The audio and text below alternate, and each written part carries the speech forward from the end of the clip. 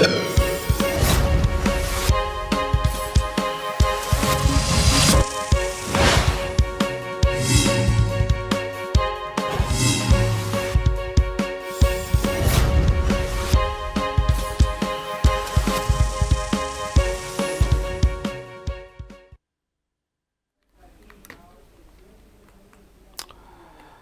आप देख रहे हैं जन उत्तराखंड और मैं हूं आपके साथ भानु दीक्षित। सबसे पहले नजर हेडलाइंस पर।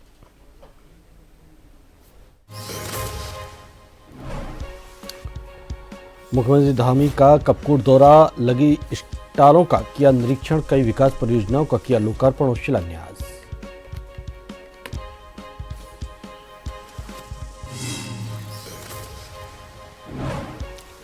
सशस्त्र सेना झंडा दिवस, राज्यपाल गुरमीत सिंह ने लगाया फ्लैग, कोष में प्रदान की सहयोग राशि, प्रदेशवासियों से भी किया अंशदान का आह्वान।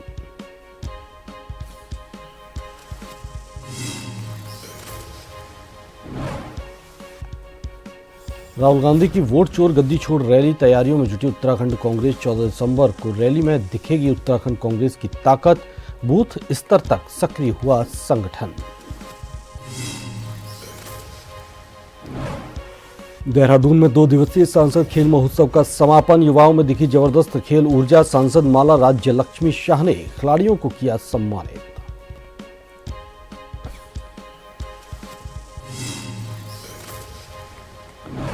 उत्तराखंड के 3 जिलों में बारिश और बर्फबारी का अलर्ट, पहाड़ी इलाकों में पाला गिरा। केदारनाथ में तापमान -16 डिग्री। उत्तराखंड के 3 जिलों में बारिश और बर्फबारी।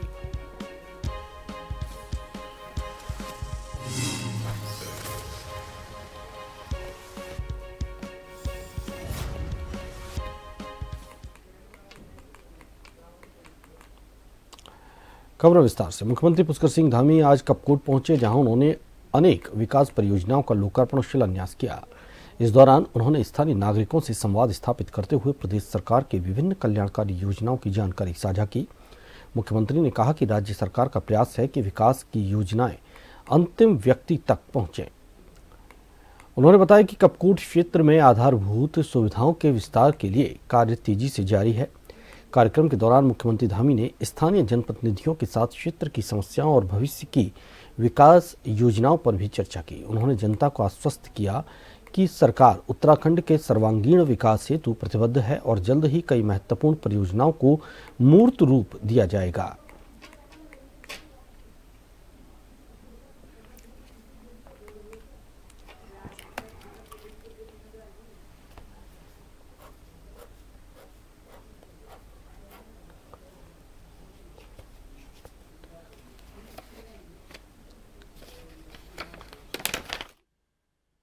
कल से मैं लगातार इस जनपद में सभी से मिलते हुए और विकास कार्यों की योजनाओं की समीक्षा करते हुए आप सबके बीच में पहुंचा हूं।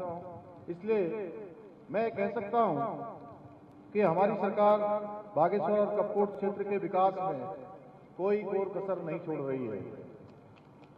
और आज आप सभी का जिस प्रकार से मैं आप सबकी ऊर्जा देख रहा हूं, आप सबका उत्साह देख रहा हूं और इतनी बड़ी संख्या में मैं देख रहा हूं गड़िया जी, जितने पंडाल में लोग आए हैं उससे कहीं अधिक लोग पंडाल के आसपास भी हैं, कुछ छतों में भी हैं। और ये उपस्थिति इस बात का प्रमाण है कि हमारी सरकार जनता की अपेक्षाओं के अनुरूप ठीक दिशा में आगे बढ़ रही है। ये सभी आप सभी का ये स्नेह और आशीर्वाद है जो मुझे निरंतर प्रदेश की सेवा करने का, एक ऊर्जा प्रदान करने का काम आप सबके आशीर्वाद से हो रहा है। मुख्यमंत्री पुष्कर सिंह धामी ने बागेश्वर में सरयू नदी पर चल रहे विकास एवं सौंदर्यीकरण कार्यों का निरीक्षण किया। उन्होंने अधिकारियों से परियोजनाओं की प्रगति की जानकारी ली और निर्देश दिए कि सभी कार्य समयबद्ध और गुणवत्तापूर्ण रूप से पूर्ण किए जाएं। मुख्यमंत्री ने स्थानीय नागरिकों से संवाद कर उनकी समस्याएं सुनी और सरकार की योजनाओं पर फीडबैक प्राप्त किया। मुख्यमंत्री बागेश्वर भ्रमण के दौरान बैडमिंटन इंडोर स्टेडियम पहुंचे, जहां उन्होंने खिलाड़ियों के साथ बैडमिंटन खेलकर उनका उत्साहवर्धन किया। उन्होंने प्रशिक्षण सुविधाओं, खेल उपकरणों एवं संसाधनों की उपलब्धता की जानकारी ली।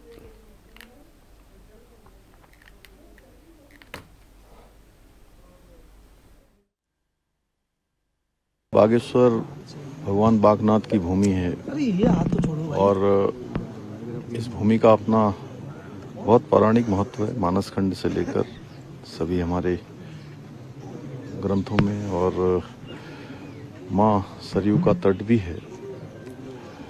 यहाँ कौसानी जैसा हमारा विश्व प्रसिद्ध स्थान भी है।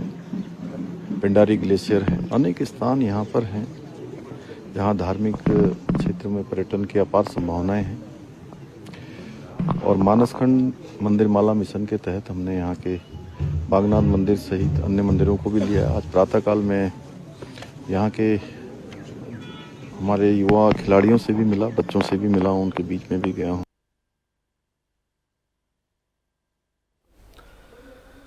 सशस्त्र सेना झंडा दिवस के अवसर पर राज्यपाल लेफ्टिनेंट जनरल गुरमीत सिंह से लोक भवन में निदेशक सैनिक कल्याण एवं पुनर्निर्वास श्याम सिंह ने मुलाकात कर फ्लैग लगाया। इस दौरान राज्यपाल ने सशस्त्र सेना झंडा कोष में सहयोग राशि प्रदान की और प्रदेशवासियों से भी इस कोष में अंशदान करने का आह्वान किया।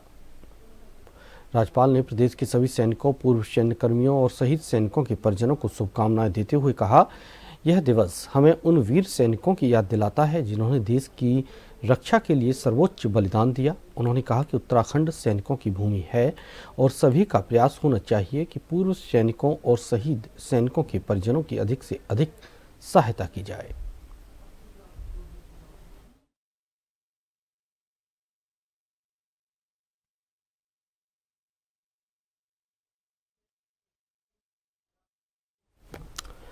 सशस्त्र सेना झंडा दिवस के अवसर पर आज सैनिक कल्याण विभाग के निदेशक और अधिकारीगणों ने प्रदेश के सैनिक कल्याण मंत्री गणेश जोशी को फ्लैग लगाया। इस दौरान सैनिक कल्याण मंत्री गणेश जोशी ने राज्यवासियों को सशस्त्र सेना झंडा दिवस की बधाई और शुभकामनाएं दी। सभी से सशस्त्र सेना झंडा दिवस कोष में सहयोग, सैन्य परिवारों के कल्याण उत्थान के लिए अपना योगदान देते हुए लोगों से भी योगदान देने की भी अपील की।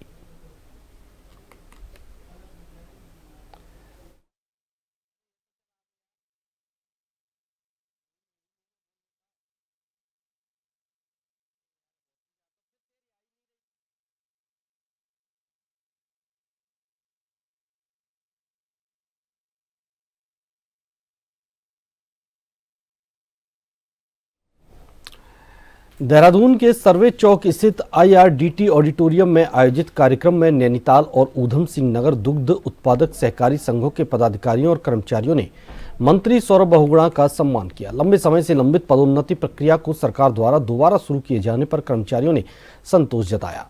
कार्यक्रम में मंत्री ने कहा कि दुग्ध संघ किसान भाइयों और मृतक आश्रितों से जुड़े वर्षों पुराने मामले को सुलझाना सरकार की प्राथमिकता है। उन्होंने भरोसा जताया कि पदोन्नति बहाली से कर्मचारी दुग्ध संघों को मजबूत बनाने में और अधिक सक्रिय भूमिका निभाएंगे। साथ ही उन्होंने आंचल को उत्तराखंड का शीर्ष ब्रांड बनाने के लिए सभी से संयुक्त प्रयासों पर जोर दिया।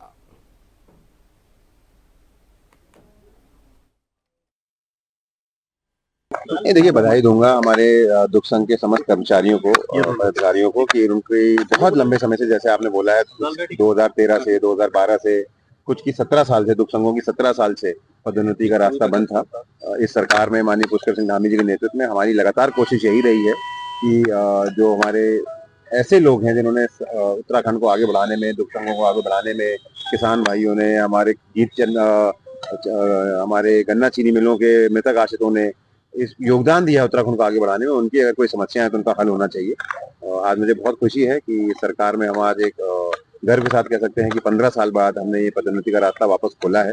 इससे हमारे कर्मचारियों को, हमारे दुग्ध संघ के लोगों को बहुत राहत मिलेगी। मैं बधाई देता हूँ और उम्मीद करता हूँ कि दुग्ध संघ को आगे बढ़ाने में ये सब अपना योगदान देंगे और उत्तराखंड में आंचल को, जो हमारी एक सपना है कि आंचल उत्तराखंड का नंबर 1 ब्रांड हो, उस ब्रांड को नंबर 1 बनाने में ये सभी अपना योगदान देंगे। 14 दिसंबर को दिल्ली के रामलीला मैदान में होने वाली राहुल गांधी की वोट चोर गद्दी छोड़ रैली को लेकर तैयारियां तेज हो गई हैं। रैली में देश भर से कांग्रेस कार्यकर्ताओं के जुटने की उम्मीद है और उत्तराखंड संगठन भी तैयारी में पूरी तरह सक्रिय है। रैली को सफल बनाने के लिए उत्तराखंड कांग्रेस ने सभी जिलों और प्रत्येक विधानसभा क्षेत्र में बैठकों का दौर शुरू कर दिया है। लक्ष्य राज से अधिक संख्या में कार्यकर्ताओं को दिल्ली पहुंचाना। संगठन अब बूथ स्तर तक कार्यकर्ताओं को सक्रिय कर रहा है।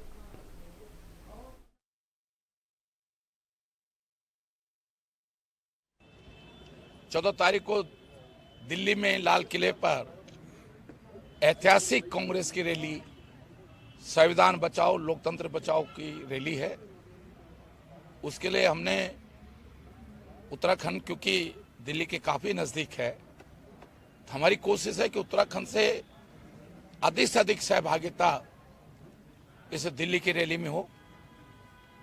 उसी की तैयारी के दृष्टिकोण से आज हमने रायपुर विधानसभा के प्रमुख लोगों को, जो यहाँ के पर्यवेक्षक इस विधानसभा के नेगी जी, बोगना जी, सूरत भाई, हमारे त्यागी जी और सभी लोग, प्रमुख लोगों को हमने आज यहाँ पे एक चर्चा की कि वे बसों की व्यवस्था कैसे होगी, हर वार्ड से कितने लोग जाएंगे और इस रैली में रायपुर विधानसभा का ठीक से प्रतिनिधित्व हो, अधिक से अधिक भागीदारी इस रैली में हो, संविधान बचाओ रैली में।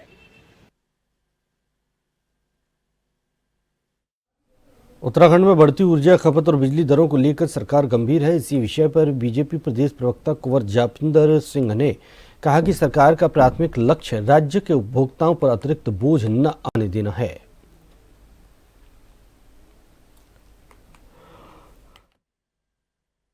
सरकार का प्रयास है कि बिजली की दरों को लेकर प्रदेश के उपभोक्ताओं के ऊपर बोझ ना पड़े और सरकार उसी योजना के तहत काम कर रही है। लेकिन क्योंकि हमारे प्रदेश में ऊर्जा की अत्यधिक खपत होने की वजह से कई बार दिक्कतें भी आती हैं, तो उन दिक्कतों को समाज हित में, प्रदेश के उपभोक्ताओं के हित में कैसे दूर किया जा सके, इसके ऊपर सरकार योजना बना रही है और अधिकारियों को निर्देशित किया गया है कि उपभोक्ताओं के ऊपर अतिरिक्त बोझ ना पड़े। उसी तरह से योजनाएं बनाकर सरकार के आगे प्रस्तुत की जाए।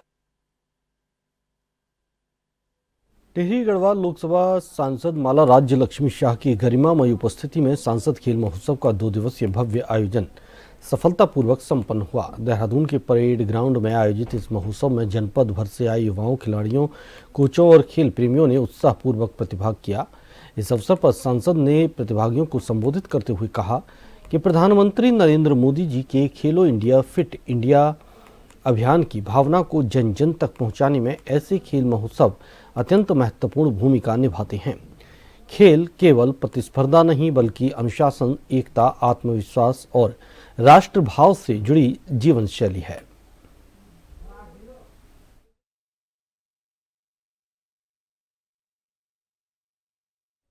ब्रेक के बाद आपका स्वागत है। आगे बढ़ते हैं। हल्द्वानी में कांग्रेस नेता हरक सिंह रावत द्वारा सिख समाज के संबंध में की गई कथित अभद्र टिप्पणी के खिलाफ शहर में भारी आक्रोश देखने को मिला।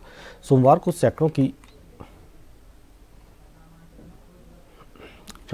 सैकड़ों की संख्या में सिख समुदाय के लोगों ने बुद्ध पार्क में एकत्रित होकर विरोध प्रदर्शन किया। प्रदर्शन के दौरान सिख समाज के सदस्यों ने हरक सिंह रावत का पुतला फूंककर अपनी नाराजगी जताई। प्रदर्शनकारियों ने कहा कि एक सार्वजनिक कार्यक्रम के दौरान रावत द्वारा दिए गए अपमानजनक बयान से पूरे सिख समाज की भावनाएं आहत हुई हैं।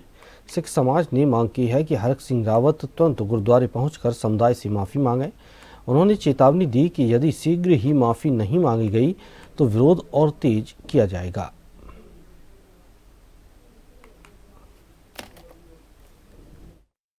सिख समाज कभी भी किसी पार्टी का विरोधी नहीं है और ना ही हमें किसी पार्टी से मतलब है। हमें तो हरक सिंह रावत जी से मतलब है, जिन्होंने सिख समाज के लिए ऐसी टिप्पणी कर करके और उनका अपमान किया है। और हम लोग चाहते हैं, सिख समाज पूरा चाहता है कि वो आकर के गुरुद्वारा साहब में आकर के माफ़ी मांगे और सिख समाज के आगे उनको एक पत्र लिख करके उनके उनसे माफ़ी मांगनी चाहिए और आगे से ऐसी कोई गलत काम ना करे और ना कोई टिप्पणी कर पाए किसी भी धर्म के लिए। अब सिख समाज के लिए, किसी धर्म के लिए भी कोई टिप्पणी नहीं होनी चाहिए। हरक सिंह रावत से इससे ज़्यादा हम लोग उम्मीद भी नहीं कर सकते। जिस प्रकार उन्होंने सिख समाज के ऊपर शोभनीय टिप्पणी की है, हम सभी लोग उससे बहुत आहत हैं और हमारे सिख समाज में उससे बहुत रोष है। सिख समाज हमारे सनातन का भी एक महत्वपूर्ण अंग है और हमारे देश की आज़ादी में सिख समाज की महत्वपूर्ण भूमिका रही है। सिख समाज के बहुत सारे लोगों ने बलिदान देकर यहाँ पर हमारे देश को आज़ादी दिलाई है। हम सिख समाज के साथ हमेशा 24 घंटे और 7 दिन हमेशा खड़े हैं। और मैं कहना चाहूँगा हरक सिंह रावत जी से, उत्तराखंड के सारे सिख समाज से वो सार्वजनिक रूप से माफ़ी मांगे। उत्तराखंड ही नहीं, पूरे देश का सिख समाज इससे रोष में है। पूरे देश के सामने वो यहाँ पर माफ़ी मांगे। डोईवाला के माझी ग्रांट चौक पर सिख समुदाय ने कांग्रेस नेता और पूर्व मंत्री हरक सिंह रावत के कथित विवादित बयान के खिलाफ विरोध प्रदर्शन किया। प्रदर्शनकारियों ने रावत का पुतला फूंका और नारेबाजी की। समुदाय के लोगों ने आरोप लगाया कि बयान में सिखों का अपमान किया गया है। विरोध कर रहे प्रतिनिधियों ने चेतावनी दी कि यदि रावत ने सार्वजनिक रूप से माफी नहीं मांगी तो देश भर में आंदोलन तेज किया जाएगा। पूर्व प्रधान राजकुमार राज ने कहा कि यह टिप्पणी निंदनीय है और कांग्रेस पार्टी को भी कार्रवाई करनी चाहिए। समुदाय ने मामले की गंभीरता से संज्ञान लेने की मांग की।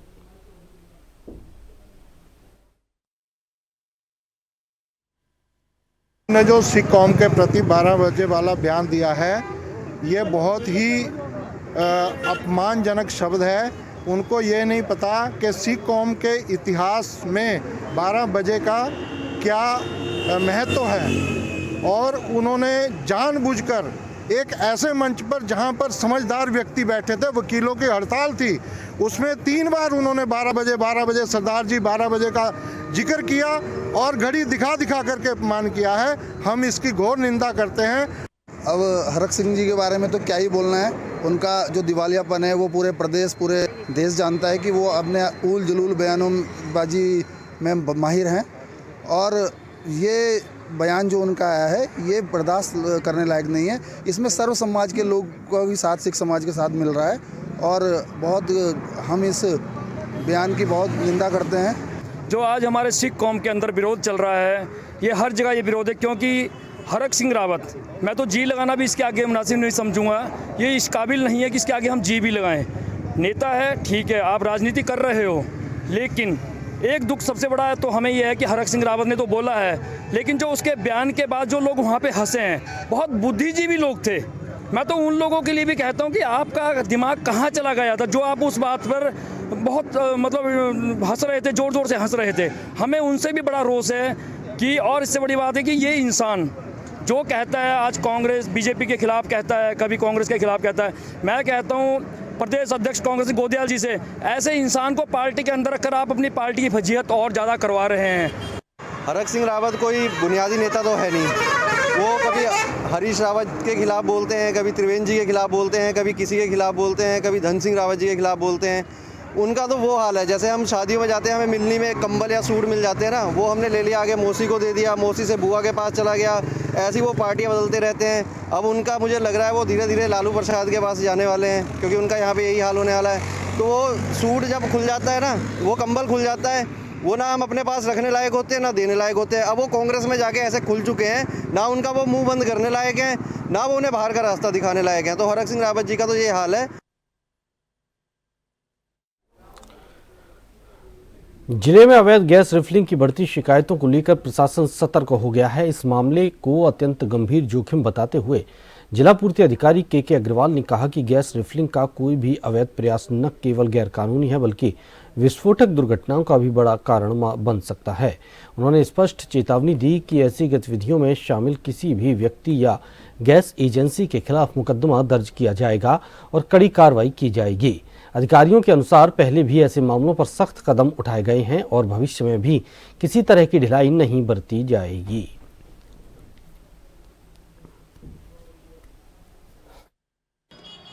गैस रिफिलिंग की शिकायत जो है वो बहुत गंभीर शिकायत है, और कहीं भी जो है इस तरह की कोई होगी तो वो अवैध है, और चूँकि ये विस्फोटक हो सकती है और विस्फोटक से जुड़ा मामला है, ऐसा किसी भी जो है किसी भी गैस एजेंसी या किसी भी व्यक्ति को गैस रिफिलिंग जैसा कार्य जो है घृणित कार्य नहीं करना चाहिए।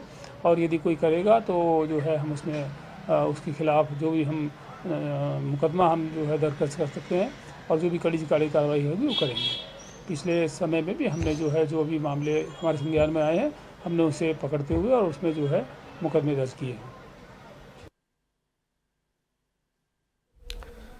नैनीताल जिले के रामनगर के पूछड़ी क्षेत्र में आरक्षित वन भूमि से अतिक्रमण हटाने के लिए वन विभाग और प्रशासन ने आज कार्रवाई की। सख्त सुरक्षा में 52 अवैध स्ट्रक्चर तोड़े गए और अभियान पर पुलिस की निगरानी रही। एडीएम विवेक राय के अनुसार ये कार्रवाई पूरी कानूनी प्रक्रिया के बाद की गई और लोगों को पहले ही नोटिस दिया गया था। क्षेत्र को 9 सेक्टर में बांटकर अधिकारी तैनात किए गए। कई पीड़ितों ने जमीन खरीदने में ठगी के आरोप लगाए। प्रशासन ने बेईमानों पर कार्रवाई का आश्वासन दिया। ड्रोन से निगरानी की गई। स्थिति पूरी तरह नियंत्रण में रही।